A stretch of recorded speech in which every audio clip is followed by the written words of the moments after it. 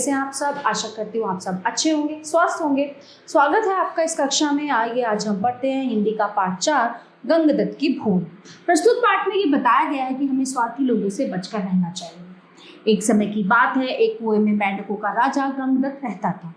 एक दिन वो बंधु बांधवों से व्याकुल होकर कुएं की रहट के सहारे कुएं से बाहर आ गया। बाहर आने पर वो सोचने लगा कि किस प्रकार उनसे बदला लिया जाए।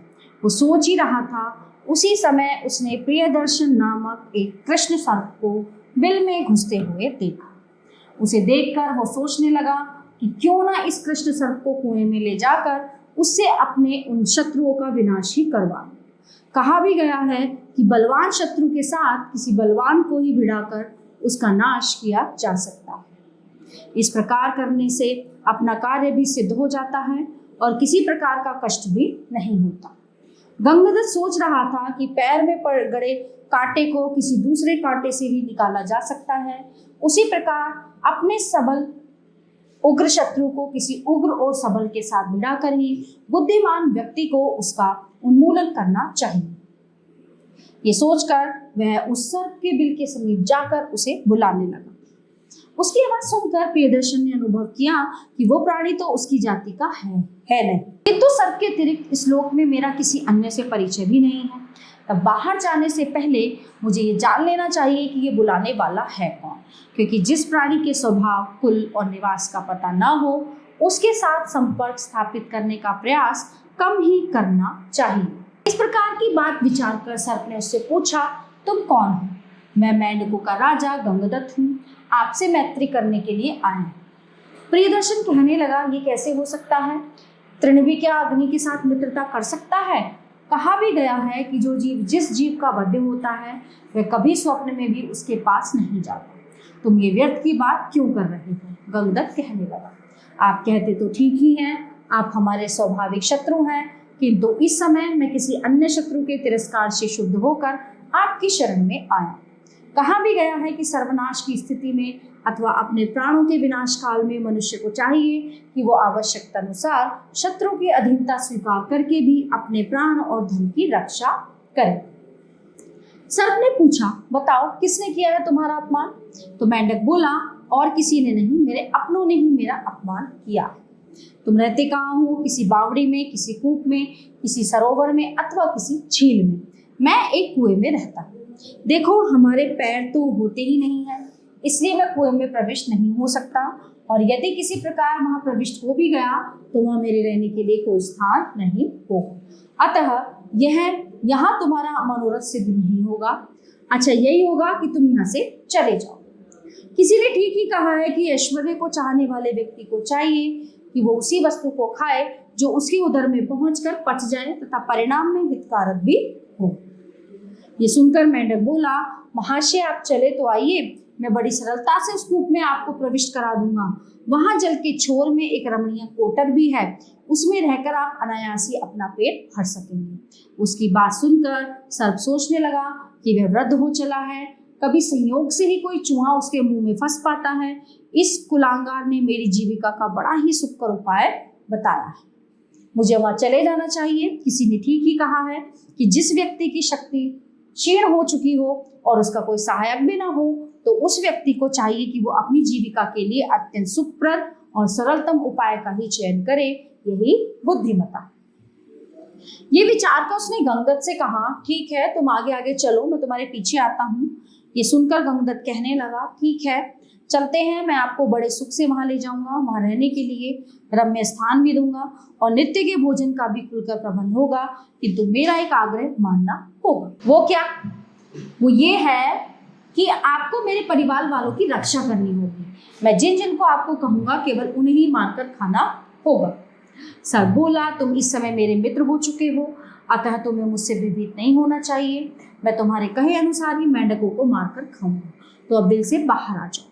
सर्प बिल से बाहर आ गया। उसने सर्वप्रथम गंगदत्त का आलिंगन किया, उसको गले लगाया। इस प्रकार उन दोनों में मित्रता हो गई। उसके बाद आगे आगे गंगदत्त चला और पीछे पीछे प्रियदर्शन चलने लगा। कूप पर पहुंचकर रहट के मार्ग से गंगदत्त के साथ ही प्रियदर्शन भी उस कूप में जा पहुंचा। वहां पहुंचकर गंगदत्त ने सर्प को उसका कोटर दिखा दिया। जब वह कोटर में सुरक्षित पहुंच गया तो उसने अपने शत्रु मेंढकों को उसे दिखा दिया। उस दिन से उस सर्प ने उन मेंढकों को खाना शुरू कर दिया। एक एक कर कुछ दिनों में ही सबको खा गया। इस प्रकार जब मेंढकों का अभाव हो गया तो उसने गंगदत्त को बुलाकर कहा, मैंने आपके शत्रु का विनाश कर दिया है, अब मेरे भोजन के लिए कुछ नहीं है, आप मुझे यहाँ लाए हैं, अतः आप मेरे भोजन की व्यवस्था करिए। आप मेरे मित्र हैं, आपने मेरा कार्य संपन्न कर दिया है, अतः अब आपसे प्रार्थना है कि जिस रहट के मार्ग से आप भीतर आए थे उसी से बाहर निकलकर अपने पुराने स्थान पर चले जाएं। मित्र, ये बात तुमने सोच विचार कर नहीं कही है। अब मैं वहां किस प्रकार जा सकता हूँ? इतने दिनों में तो उस पर किसी अन्य ने अधिकार कर लिया होगा, मैं यहीं रहूंगा। अब अपने कुटुंब के लोगों में से तुम्हें एक एक करके मुझे खाने के लिए देना होगा, यदि ऐसा नहीं करोगे तो मैं सबको मारकर खा जाऊंगा। इससे गंगदत्त को चिंता होने लगी। वो सोचने लगा कि उसने क्या कर डाला, क्यों वह इस सर्प को यहाँ लाया। अब यदि इसे मना करता हूँ तो ये सबको मारकर खा जाएगा। अब यदि इसे मना करता हूँ तो ये सबको मारकर खा जाएगा। किसी ने ठीक ही कहा है कि जो व्यक्ति अपने से अधिक बलवान को मित्र बनाता है वो अपने ही हाथ से विषपान करता है, इसमें संदेह नहीं। अंत में उसे एक एक कर अपने कुटुंब के व्यक्तियों को देना पड़ा। अवसर पाकर सर्प एक दो और को भी खा जाया करता था। इस प्रकार उसके कुटुंबी जनों को खाते हुए उस सर्प ने एक दिन गंगदत्त के पुत्र यमुनादत्त को ही अपना आहार बना डाला। गंगदत्त को जब इसकी सूचना मिली तो वह जोर जोर से विलाप करने लगा। जब वो किसी प्रकार शांत न हुआ तो उसकी पत्नी ने उसे फटकारते हुए कहा, हे कुल क्षयकारक, अब इस प्रकार रोने से क्या लाभ? अपने कुल का तो तुम नाश कर ही चुके हो, किंतु अब भी समय है, अतः यदि चाहो तो अपने यहाँ से भागने और इसे मारने का उपाय कर सकते हो। व्यर्थ में रोने से कोई कार्य सिद्ध नहीं होगा। एक दिन गंगदत्त को अपने पास बुलाकर सर्प ने कहा, गंगदत्त, मुझे बड़ी भूख लगी है, यहाँ खाने को कुछ भी नहीं है, तुम मुझे बुलाकर लाए थे इसलिए मेरे खाने की व्यवस्था करो। गंगदत्त बोला, मेरे रहते आपको किसी प्रकार की चिंता नहीं करनी चाहिए। यदि मुझे बाहर जाने की अनुमति दें तो मैं अन्य स्थानों से मेंढकों को यहाँ लाकर आपके भोजन की व्यवस्था कर सकता हूँ। ठीक ऐसा ही करो, सर्प ने कहा। उसकी अनुमति पाकर मेंढक रहट पर चढ़कर अनेक देवी देवताओं की मनौती मानता हुआ कुएं से बाहर आ गया।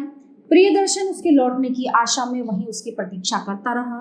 जब गंगदत्त लौटकर नहीं आया तो प्रियदर्शन समीप ही रहने वाली गुह के पास गया और उससे विनती करने लगा कि वो किसी प्रकार बाहर जाकर गंगदत्त को ढूंढ ढांढ कर ले आए। उसने कहा कि उसे वो बता दे कि यदि मेंढक ना मिले तो भी चिंता की बात नहीं, किंतु उसके बिना उसका यहाँ मन नहीं लग रहा है। वो धर्म को साक्षी बनाकर कह सकता है कि वो गंगदत्त का वध नहीं करेगा। वो बाहर गई और निकट ही उसे गंगदत्त भी मिल गया। उसके पास जाकर उसने कहा, गंगदत्त, तुम्हारा मित्र प्रियदर्शन तुम्हारी प्रतीक्षा कर रहा है। उसने धर्म को साक्षी मानकर कहा है कि वो तुम्हारा किसी प्रकार भी अनिष्ट नहीं करेगा, तो शीघ्र चलो। तो भूह की बात सुनकर गंगदत्त कहने लगा, भूह का व्यक्ति कौन सा पाप नहीं कर सकता? नीच लोग तो स्वभावतः ही कठोर होते हैं। तुम जाकर उस प्रियदर्शन से कह देना कि एक बार कुएं से निकल जाने के बाद गंगदत्त अब पुनः उस कूप में नहीं आएगा। प्रियदर्शन कुएं के कोटर में उसकी बात जोहता रहा, यानी कि उसका इंतजार करता रहा। तो प्यारे बच्चों, कहानी जो है पंचतंत्र से ली गई है। ये पाठ यहीं पे समाप्त होता है। आशा करती हूँ आपको बहुत अच्छे से समझ आया होगा। मिलते हैं अगली कक्षा में। धन्यवाद।